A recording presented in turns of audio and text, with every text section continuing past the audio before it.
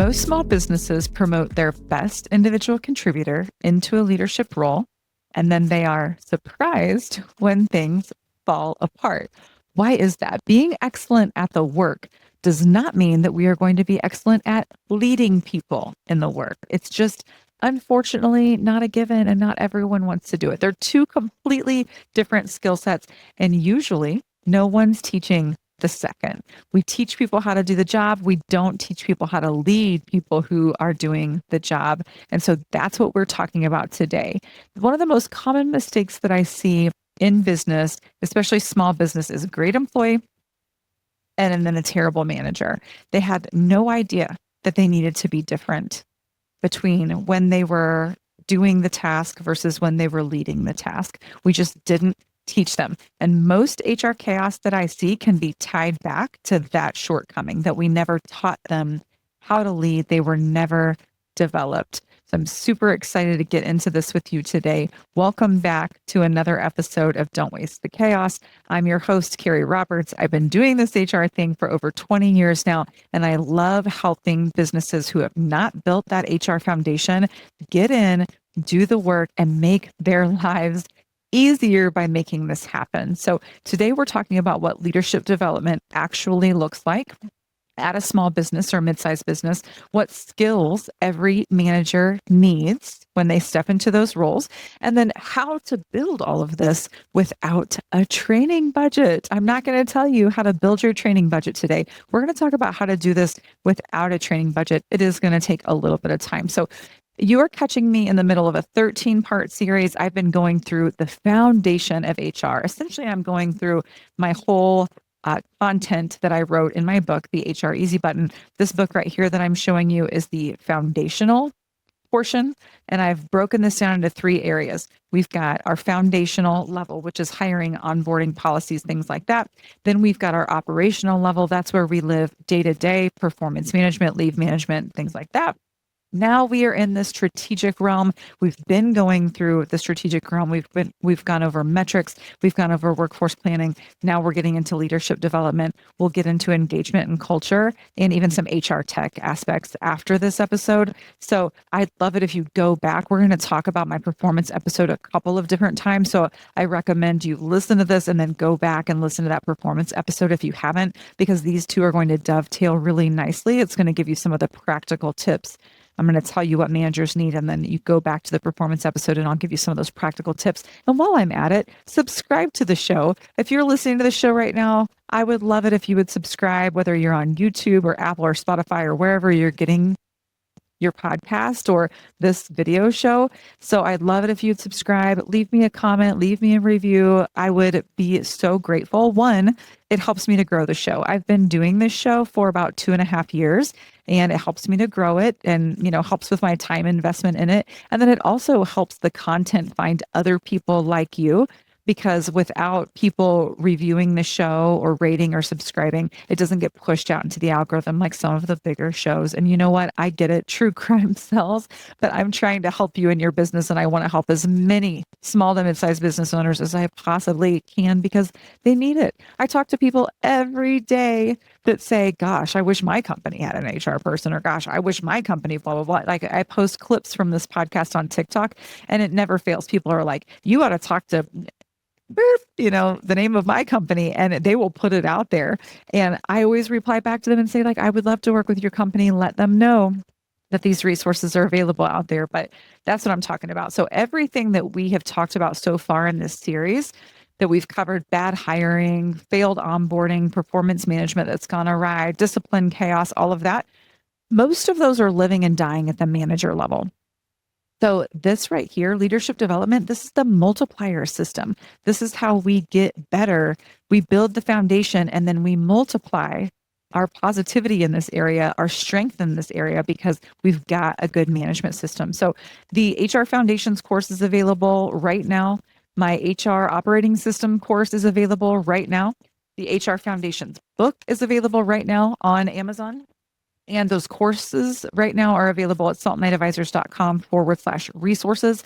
And then depending on when you're listening to this episode, the strategic coursework is going to be available in August of 2026. So it'll be on that resources page as well on my website. So you'll be able to pick that up. Each one of my courses come with 4 modules inside of it and tons of downloadable tools, resources, scripts, templates, what have you, to help you actually jump in and do this inside of your business today. I want you to apply it today. And the coursework is all under $100 each. So very, very affordable. I want to put it in your hands. So let's start out this episode by talking about the promotion problem. And I've kind of, tipped my hat at this a little bit. We've got a solid performer. Your best salesperson becomes your sales manager. Your best technical employee becomes your team lead. Your best admin becomes your office manager. I see clients and, in corporate, when I worked in corporate, it happened there too, large employers. This is what we do. We give them a title change, maybe a raise, but zero development, literally zero development. And then 6 months later, we're wondering why we're not getting results that we wanted to get. Well, friend, just because they were a good employee does not mean that they know how to be a good manager. I don't even care if they've managed elsewhere. I don't care. We need a manager development program. We need a leadership development program in our organization. The individual contributor to manager transition is the hardest transition that I've seen. And I have done it. I've been an individual contributor, and then I went to like a supervisor level and then manager level, director level, VP level, corporate executive. I was a chief operating officer for a while. I've been a chief marketing officer for a while. That's a fun fact that a lot of people don't know. And every transition is hard. And I would say in my case, I did not have maybe one organization groomed me into it. Otherwise, one of the organizations, I created the learning and development department because it didn't exist. And I was like, hey, this is messy. And we've got several hundred employees. Like, we need this. We need to help people with this.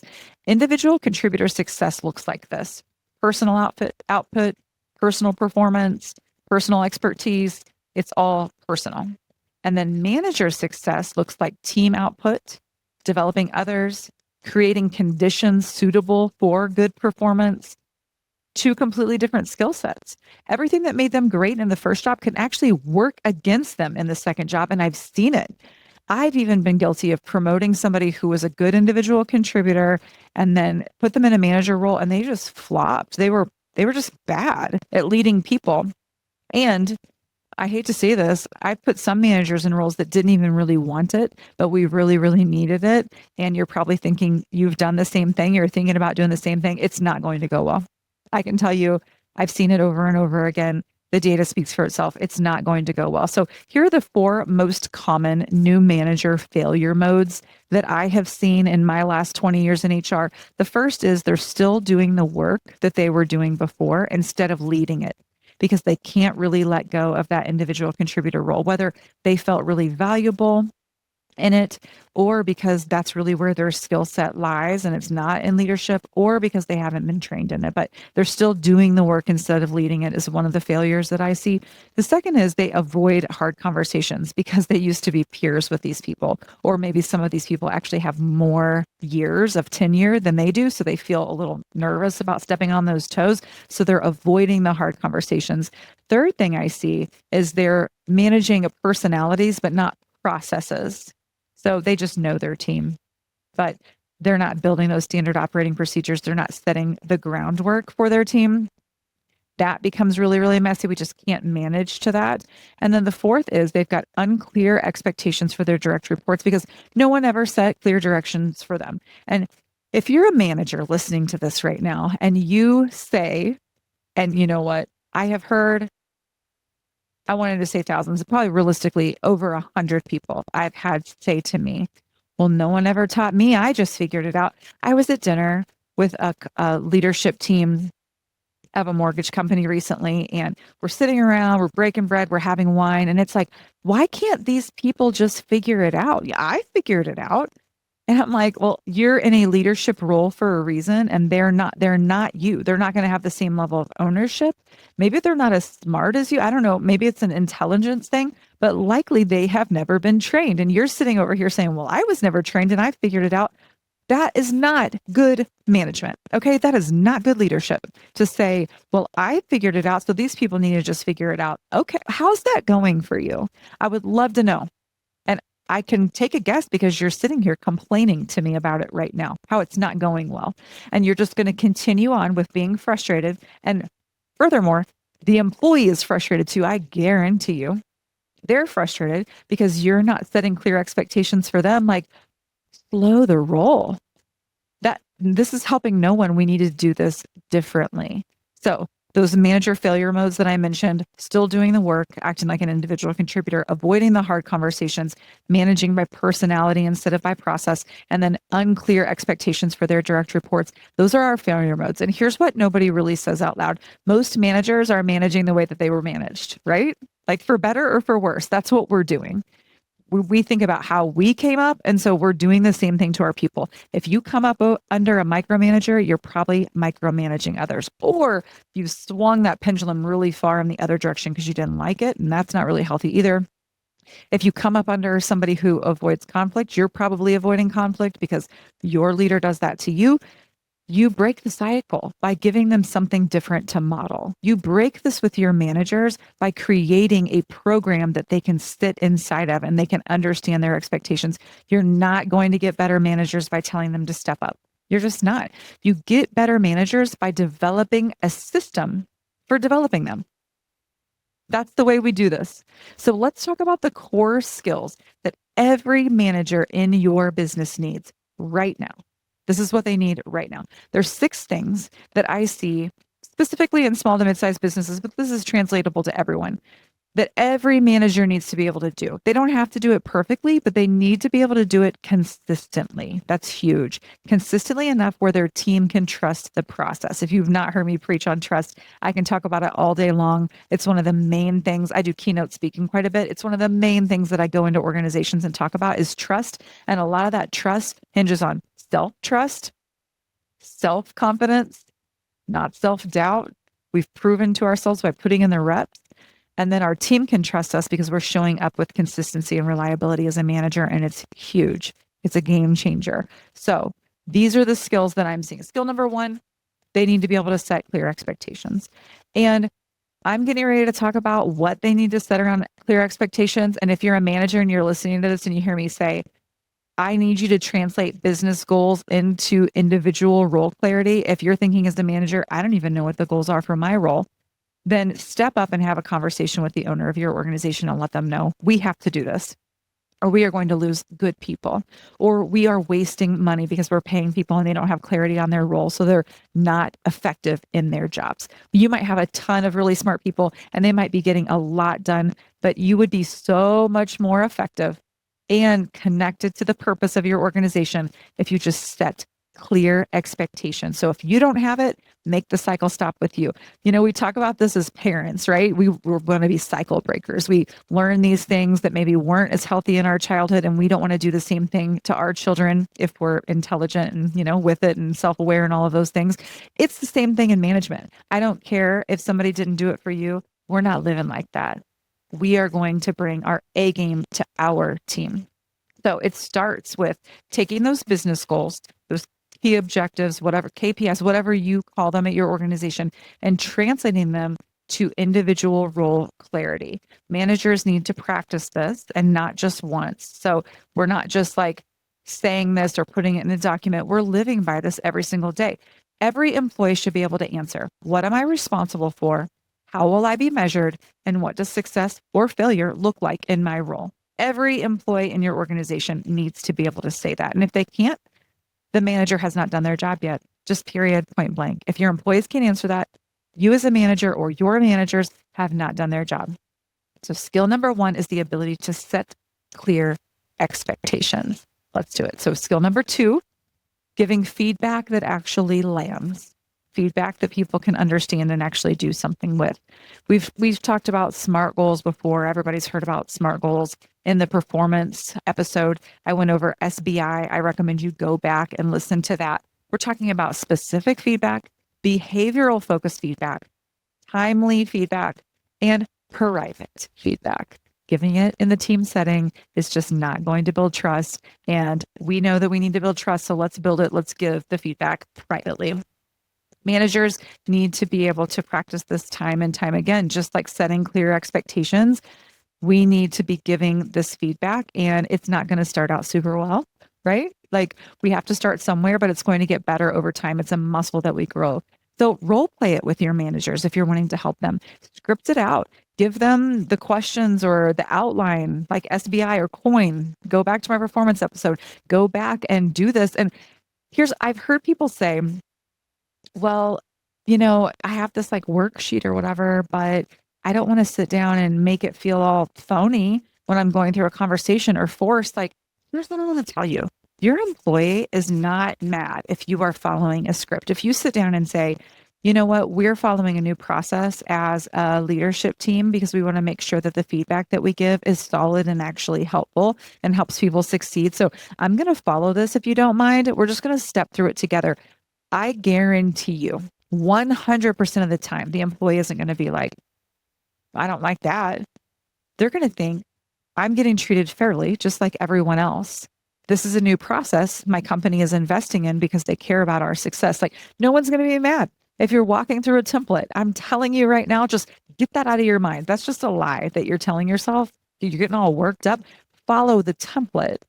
Just follow whatever the procedure is. And if you're the owner of the organization, you got to set the standard, set the procedure so your managers can follow that. So that's how to give feedback that lands. Make it a habit before you're in a high stakes situation. So do it on the small things. Do it on attendance, reliability, hygiene, whatever it is. Like do it on the small things. So when something gets really hard, you're in a high stakes situation, you've got confidence. You know how to do it now. So we're setting clear expectations is the first skill. The second skill is giving feedback that lands. Third skill is having hard conversations. And it might seem a little like duplicative to the last one, but feedback doesn't always have to be a hard conversation.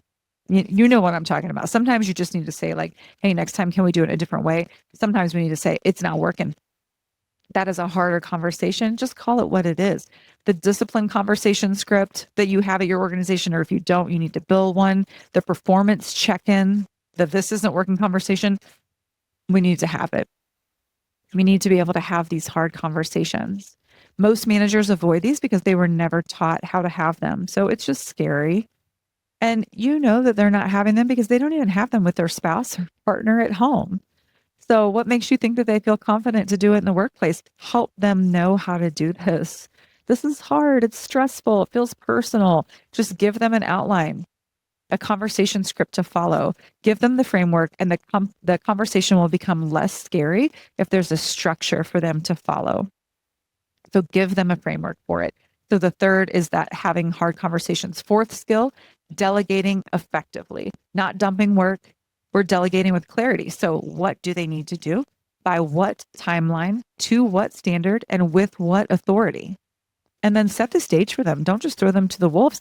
Tee up some conversations, shoot a few people some emails, whatever it takes for you as the leader to pave the way. Don't make them stumble through it. Like help them. Help them to be able to delegate effectively. The manager who can't delegate is the bottleneck in your business, just period, point blank. It might be you, might be somebody else. They're usually also burning out quietly. And sometimes it's their own fault. They're not delegating because they feel more confident in the individual contributor role. That's a conversation that needs to be had, but they need to understand how to delegate, what they're delegating, what timeline, to what standard, to what authority they're delegating it. And then they need to have accountability around that delegation. But good delegation develops the team. Poor delegation just creates more chaos. You've told somebody that you're trusting them to do something, but you haven't explained to them what and when and how. And then you're either not following up with them because you know that you didn't delegate well, or you do follow up and they're frustrated because you didn't delegate well. Delegating well is a skill that your managers, every single manager needs to have. Fifth skill, running a useful one-on-one. And I know all of us want less meetings, right? We all talk about how we want to have less meetings. Having one-on-ones with every single direct report, no brainer. We're having those. Those are not meetings that we're skipping. Those are not meetings that we are not scheduling. Those are not meetings that we are pushing. We need to have those with consistency. These are not just a status update. It's a relationship and accountability conversation that stays on the calendar and does not get pushed.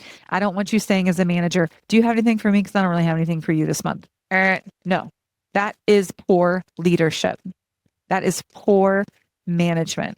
Don't do that. Have an agenda, set the agenda, show up. And even if you feel like you're running through the motions, you're going to be shocked at what comes out of those because you've blocked the time with intentionality. You're having some eye contact. You've given space to have the conversation, and you'll be surprised at what comes out. But you need to be able to run an effective one-on-one. And usually that means an agenda. Just follow the dang agenda. Monthly one-on-one structure for the performance episode, I went through all of that. So I recommend you go back through it. We're talking about doing a accountability relational check-in. And then we're doing a workload review. We're giving real-time feedback. And then we're doing a forward focus of what needs to be done before the next meeting. And then you're using either AI or someone's writing it down manually on what it was you discussed. So that way you can check in on that before your next meeting. And then you're also using the notes from all of this for your annual performance reviews, and bada bing, bada boom. Now you don't have a recency bias. You've got months worth of data to show you, were they timely? How was their work going? Because you've cut these monthly one-on-ones. Just don't skip them. Managers who skip one-on-ones lose out on early warning signs of maybe deadlines that are going to be missed or conflict that's going on with the team. And they also lose out on a trust building opportunity. Have the dang one-on-ones. This is a skill that you need to have as a manager. And the sixth skill is managing your own triggers. Managers need to know how to manage their own triggers. Stress, frustration, favoritism, reactivity. Managers, we're dealing with that, right? And then we cannot let it flow down to our team. What's the age-old saying? It's gross and inappropriate, but shit does not need to roll downhill, right? It should not roll downhill. Uphill. We need to be talking about our frustrations, our stress, any issues we have with favoritism or reactivity in the business. With our leader, we're not talking about that with our subordinates, period. We need to manage our own triggers. We don't pass that down. Those people are not getting paid enough to deal with your issues. You're getting paid to deal with your issues, not them. Okay. So managing our triggers as a manager is huge. Those bleed into the team, whether you realize that they do or not. Self-awareness is foundational as a management skill. Everything else is built on it. If you are not self-aware as a manager, you are hurting your team. There's a saying that's hurt people, and helped people, help people. So get some help if you need it, but we are not trying to spray our troubles onto all of our team. We cannot develop this for our managers, but we can build a culture where it's expected and where it's modeled at the ownership level. And then we can create programs to help develop them. So how do we develop a leadership development program? How do we build this without a training budget? I know so many people say we don't have space in our budget for this. I was a director of training and development before at a large organization, and I can say it didn't get cut where I was at, but usually training and development and cultural initiatives and engagement initiatives are the ones that get cut first when budgets get tight. So you need to learn how to have a training and development program without a big training and development budget. So I'm going to tell you how to do that. You don't need a corporate training program. You need intentional investment in the people who lead your team. Intentional. The investment doesn't have to cost much. It just has to be consistent. If we start a program, we're sticking with it because we're showing people this is how we lead here. And we expect you to be consistent when you lead your people. So we as an organization are going to be consistent when it comes to developing you. So 4 levels when it comes to a leadership development program that I want to see in your organization. We're going to start out with level 1, and spoiler alert, if you have nothing, start here. Build this one out first. And it's going to have great impact in your organization, and then build the other levels as you have the time and the commitment. Just don't stop. Don't just stop here, but start here at a minimum. And this is manager onboarding. We need manager onboarding. When someone becomes a manager, treat it like a new hire. They need onboarding for that role. I'm telling you that they do. I know that they're competent. You hired them for a reason. You promoted them for a reason, whatever it is. We are treating that as an onboarding program, just like we would a new hire. So what does that look like? We explain what being a manager at this company looks like to us. We want to cover our management philosophy. If you don't have one, start working on one. You already have one. It's probably by default. We want to have one with intentionality. How is feedback given? How is performance managed here? How should they handle team conflict? What did the performance review process look like? What's the rating system? What do they do?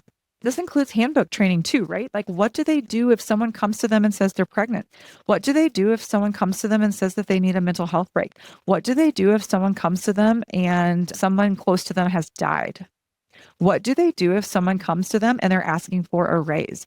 What do they do if someone's not being reliable and showing up for work? What do they do if someone's creating drama on the team? Help them know how to manage their team. That is what manager onboarding looks like. You're already handling these things in some form or fashion. Memorialize it, document it. Document how to be a manager at this organization. This is how we lead people here. This is a cultural document. This isn't something that HR owns, even though HR can help you build it. This is how your organization works. Your managers are the culture in so many ways in your organization. Document this. So level 1 is manager onboarding. We are building out a manager onboarding program, and we are having these conversations every single month. Just a quick down and dirty way to do this. Go through what I just said, like the things that need to be addressed, and then put a manager meeting on the calendar. And every month you're going to talk about these. We can start there. What do we do when this happens? What do we do when this happens? What do we do when this happens? And we have a conversation and we document it.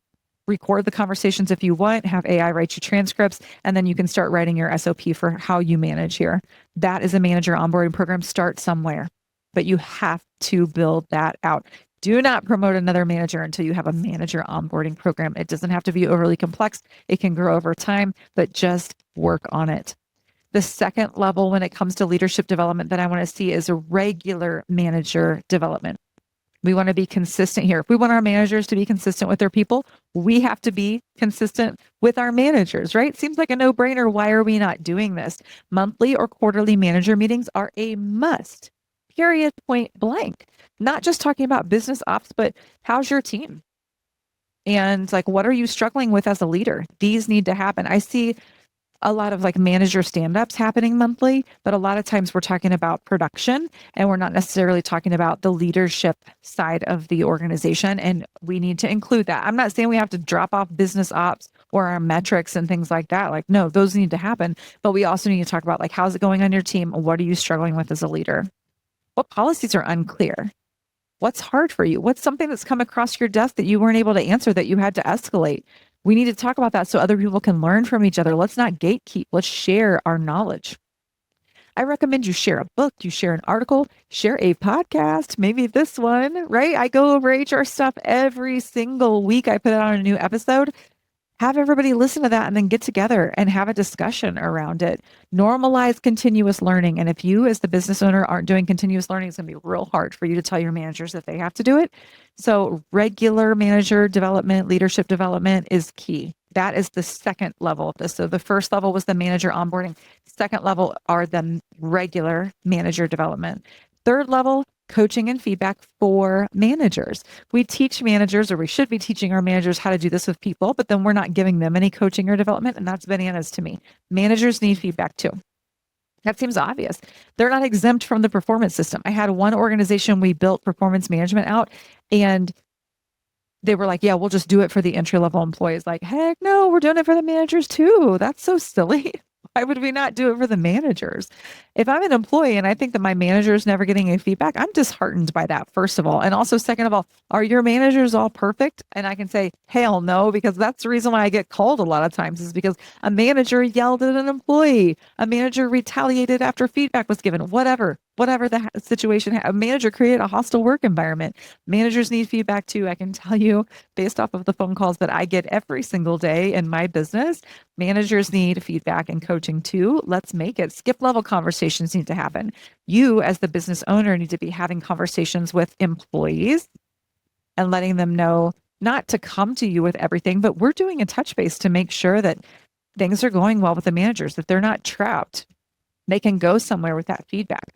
My favorite thing to do is a 360 degree review. This is an awesome process. I recommend doing it on all employees, but start with your management team. And here's what it looks like. When I come in and do this for a client, we're doing streamlined reviews. So everyone's getting asked the same questions, but on every single manager, peers are getting asked these questions. So a peer reviews, the managers review each other. The direct reports of the manager review them. And then the leader of the manager reviews them. And I also like to do some vendors and clients that review them. So we get good, well-rounded 360-degree review, well-rounded feedback. And then I whitewash it so that way no one has specific verbatim comments so they can't like track down which one of their direct reports said that they weren't trustworthy or reliable or smelled bad or whatever it was. I whitewash the comments. I'm looking for key themes. And then either I'm sitting down with that manager's manager and I'm going over the feedback and then the manager delivers it, or sometimes we go through it together if it's a tough conversation. But 360-degree reviews are awesome. That's a great way to give coaching and feedback to managers. And then the fourth level of a leadership development program is stretch assignments. And I'm going to start out by telling you what this is not. I had a client tell me they were going to put somebody in a leadership title and give them the responsibility, but they weren't going to actually promote them or give them a raise until they saw them for 6 months in their role. No, I'm never going to recommend that you do that, by the way. I think that's horrible. That's like saying you're hired for the job, but we're not going to pay you for it yet. You need to go ahead and do the job for about 3 months. And then if you do a good job, we'll pay you. No. And anyway, that's illegal. So you don't want to do that with your managers either. So when I say stretch assignments, I'm not saying promote them, but not give them the pay and then see if it works and then redact it if it doesn't. That's not what I'm talking about. I'm talking about giving emerging leaders small opportunities to lead before they're in a full management role. So think about things like they lead a project or they lead a team meeting. They facilitate it. They mentor a new employee. They're a buddy when a new employee is hired. All of these build that muscle without putting them in a leadership role, just to see how it goes and to be able to coach them and mentor them. And I'm telling you, this is your internal pipeline. This is how to develop managers before you actually need them. This is leadership development. So those 4 tiers on how to build a leadership development program without a training budget. Number 1 is building out your manager onboarding. Level 2 is regular manager development.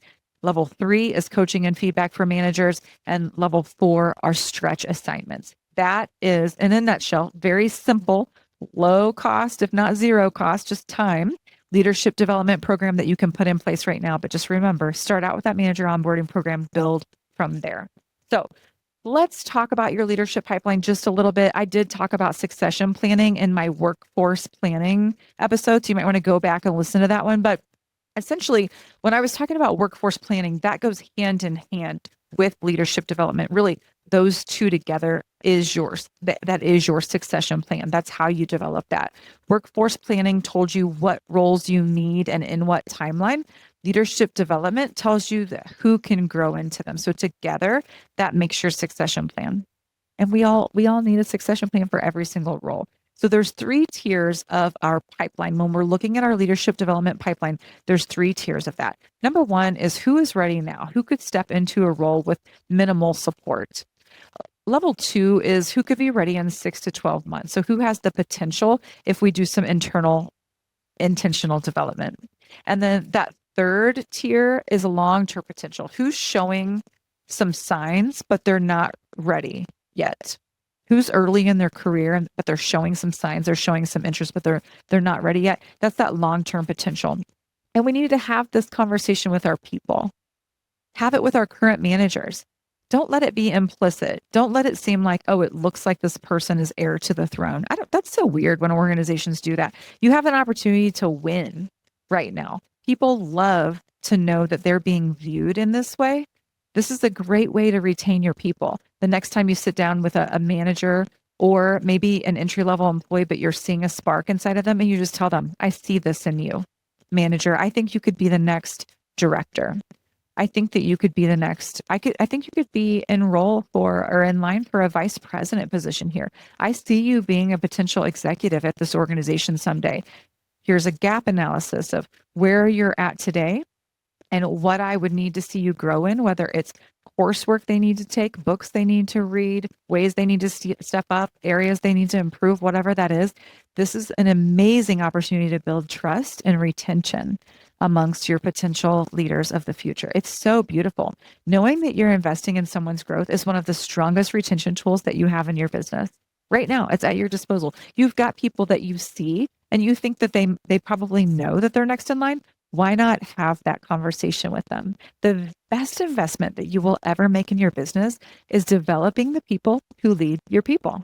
That's the best investment that you can make in your business. Everything else in this series, the hiring, the onboarding, the performance management, the culture, it all runs through your managers. So we need to build them well with intentionality. So here's the action that I want you to take. I want you to name one person on your team who has management potential right now. And I want you to schedule a conversation with them this week to tell them that you see that. That seems really simple, but it's going to change their life potentially. They're going to go home and they're going to feel seen and valued by you, and they're going to get really excited, and it's going to reinvigorate their passion for your business. It all runs through these managers. This conversation can change everything. So just as a reminder, if you want to dig into my coursework, saltandlightadvisors.com/resources that goes much deeper on all of these 13 topics that I'm walking through to build your HR foundation. It's an hour course for every one of them, and then downloadable tools, templates, scripts, stuff that you can apply in your business today. And I would also love it if you would share this episode with someone that you think it could make their lives easier. Either a manager who needs to hear about this or a business owner who needs some learning and development in their organization. And if you're a manager or you're an employee and you're like, gosh, we need this at our organization, send this to your business owner and say, I listened to this episode. Here's some things that I think that we can do. If you want to be viewed as a manager, if you're listening and you want to be viewed as somebody who could step up into this, take this episode and send it along and say, I want to be a part of helping build this out at our organization because I think this is really important. I'm telling you, that's going to be a flashing green light right next to you. Like, okay, yes, not only are they bringing an idea, but they're bringing a solution. It's huge. And if you're listening to this episode and you're like, I don't even know where to start. Yes, we need a manager development program, but I don't even know where our whole HR foundation lies. Don't forget about my free mini HR audit. You can find that at saltandlightadvisors.com/HR audit. Or if you want me to get involved and do a really deep dive, and I'll do a gap analysis for you of what I see in your organization and then where I think that you should be from an HR business foundation perspective, reach out to me, saltandlightadvisors.com/contact. We can get that on the schedule. I do HR audits every single month. And then usually I end up helping them implement what it is, the shortcomings that we find. I help them build that out. I'm happy to do that with you.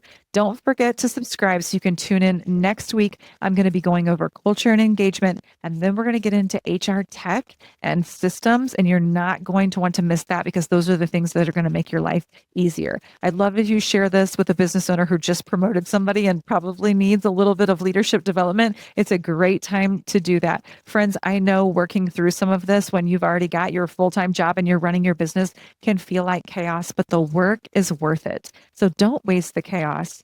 Embrace it. I'll see you next week.